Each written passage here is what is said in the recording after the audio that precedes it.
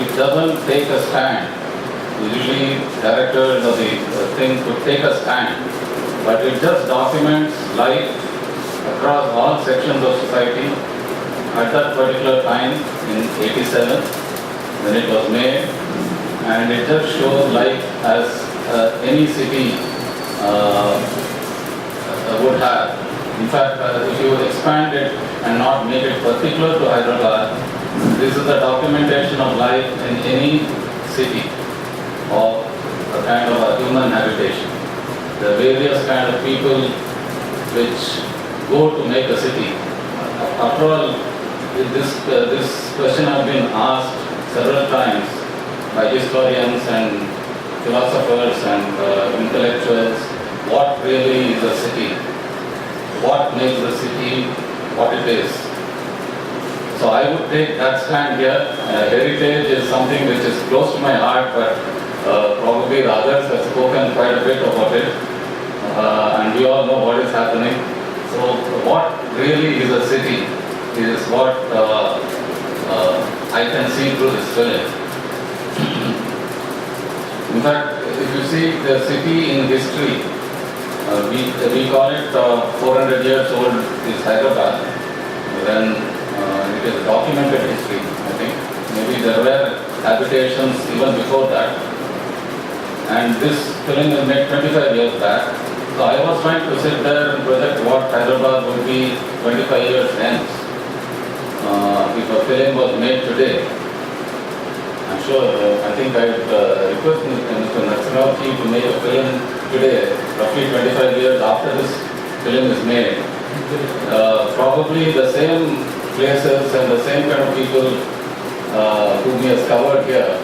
So 25 years from now, audience like this can see and compare how we have developed within inverted commas and grown. In fact, there is a sense of nostalgia which I think overcame all of us who have known Hyderabad on seeing this film. In fact, one of the visuals there documents the old powerhouse and mill next to the secretariat, present secretariat, which is a passing visual, and what a wonderful structure that was. You went into it, and that was well preserved. In fact, in those days, I also came to Hyderabad about 25 years back in 88, so it's sort of, I can see the visuals, what it was. So these are the things which we have lost, and luckily it is on film. Going further, I am going to take a sort of philosophical view of the whole thing. I think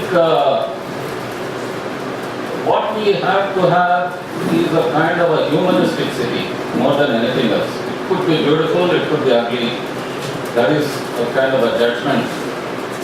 But what kind of city are we going to build is a humanistic city, because our country, they say, is growing in terms of population and economy and so many things. And fortunately or unfortunately, cities are growing furiously. You can see the Tankband in the film looks so innocent. But today you go to Tankband, it's not the same.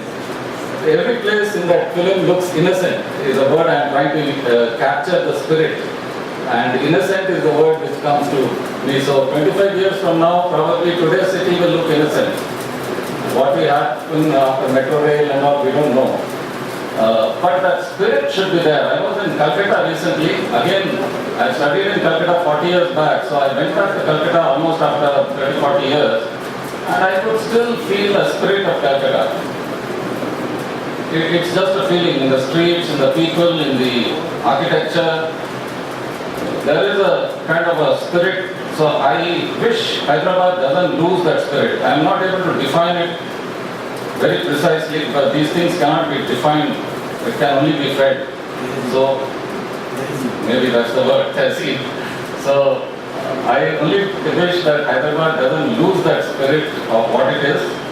Though I'm sure it will grow technologically, it will grow even more. We are physically, I think, 7,000 square kilometers or so is the HMDA area they have proposed.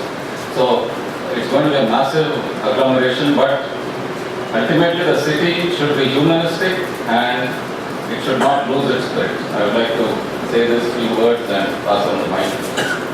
Mr. J.